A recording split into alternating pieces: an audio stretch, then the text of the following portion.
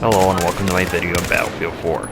Today I'm going to be doing the opposite of reviewing the best weapons in the game to now reviewing what I believe are the worst weapons at Battlefield 4 in every class.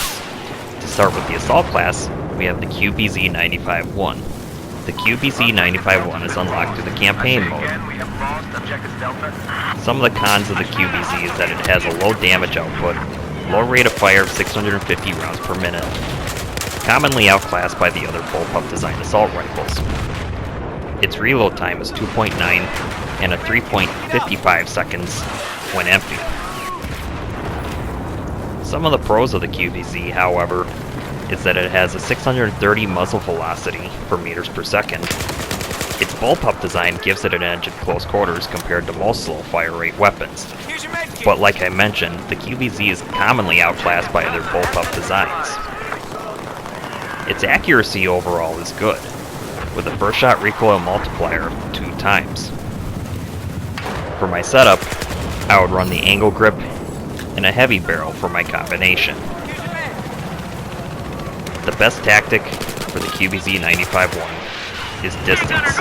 It's not going to do you well in close quarters, unless you can really land your headshots. The better alternative to the Qbz Qpz-951 would be the AK-12. The AK-12 is the first assault rifle unlocked in the entire game for the assault class. The AK-12 shares common deficiencies with one another with the Qbz. They both have a low damage output and a low rate of fire of 650 rounds per minute. The AK-12 has a first shot recoil multiplier of 2.1. The standout features of the AK-12, on the other hand, is its controllability and overall accuracy. When you set the AK-12 on the burst fire mode, you actually are firing 750 rounds per minute. Having a fast trigger finger will make the AK-12 work well in its favor when you set the weapon to burst. My setups are based upon how I want to run the weapon. If I'm going to run the weapon in burst fire mode, I will run a muzzle brake for my barrel. And if I want to mitigate between burst and fully auto, I'll run the muzzle brake for my barrel and a stubby grip. If I wanted to go full auto all the time, I would run the heavy barrel and an angle grip. If I really wanted to minimize the recoil on the AK-12, you can't go wrong with putting a muzzle brake and an angle grip on the AK-12 simultaneously. My overall playstyle with the AK-12 is more keeping myself at a distance. Like the Qbz Qpz-951, it's not going to win you every close quarters engagement due to its low rate of fire and low damage output. You typically want to keep yourself at a distance with both those weapons, as both those weapons are good in controllability and accuracy. Moving on to the Carbines, we're starting with the Grozo 1. The Grozo 1 was first introduced in the Battlefield 4 part of the Night Ops DLC that featured the Zavat graveyard shift map. The Grozo 1 just suffers from a terrible recoil pattern, a slow muzzle velocity of 400 meters per second. Its overall spread increase is just awful when firing fully auto. Two standout features on the Grozo 1, however, is that it has a higher damage output and its bullpup design gives you more of an edge in close quarters. The setups are restrictive on the Grozo 1, as you're only limited to grips, a ergo grip, and a compensator for your barrel. For my accessory, I ran with the laser sight to give me more of an edge in close quarters by improving my hip fire accuracy.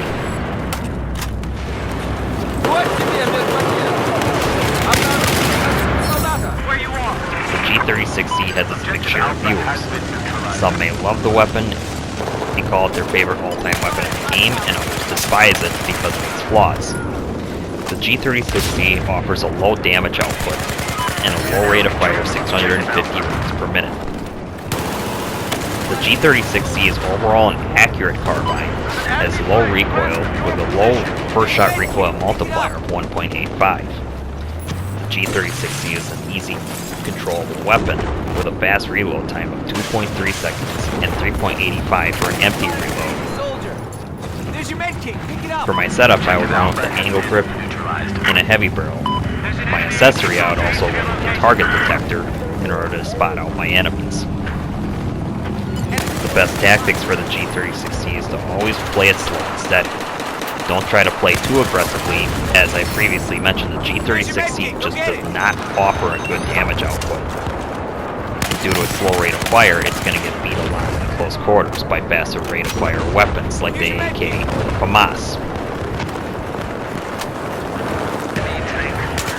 The Type 95 Bravo is similar to the G36C, only it comes in a bullpup design.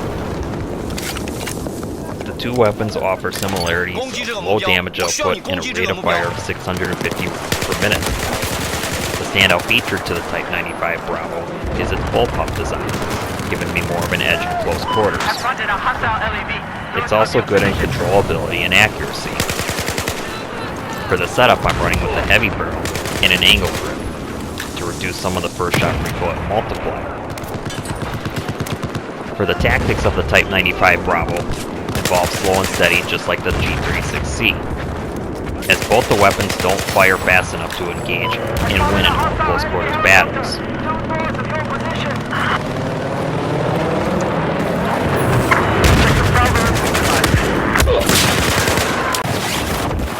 Moving into the personal defense weapons, we have the PP-2000. The PP-2000 is an engineer-only weapon. The overall flaws of the PP-2000 is a personal defense weapon in itself, which PDWs are just not the greatest weapons overall to use. The PP-2000 also has a low fire rate of 650 rounds per minute, has a low damage output, but some of the standout features of the PP-2000 is its low recoil, mobility, and its overall accuracy. The PP-2000 also has a 45-round mag, making it easier to take down multiple targets at once. The PP-2000 doesn't bring a whole lot to the table, but is very restrictive in setups. For my setup, I ran with the laser sight and a heavy barrel. The overall and general tactics that you want to play with the PP-2000 is to play it less aggressively, flank your enemies, and go for headshots.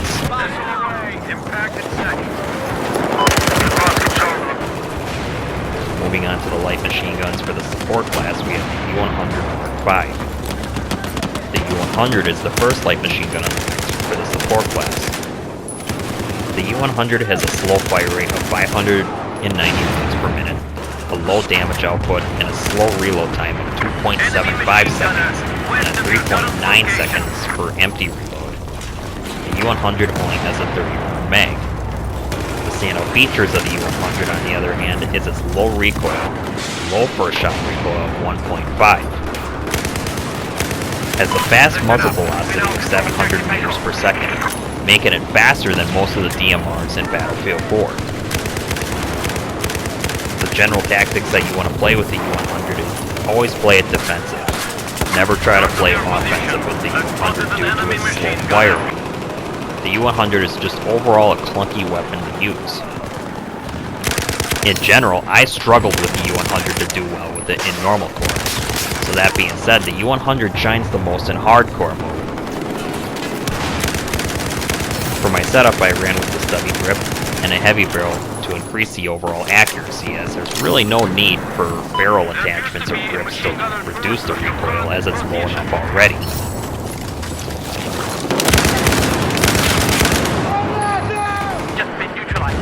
Most of the DMRs at Battlefield 4 perform the same.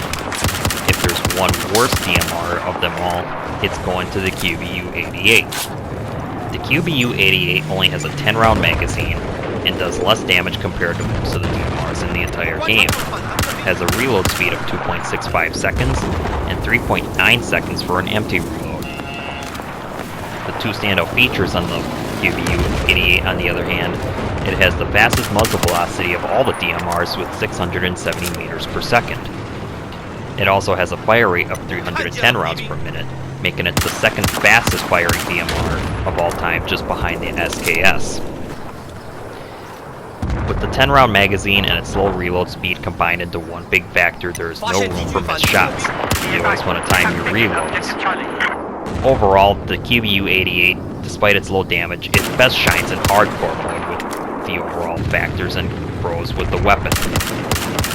For my setup, I ran with the ACOG scope an angle grip, and a heavy barrel. I started off with the holographic sight, but found the ACOG sight was the best choice for my loadout.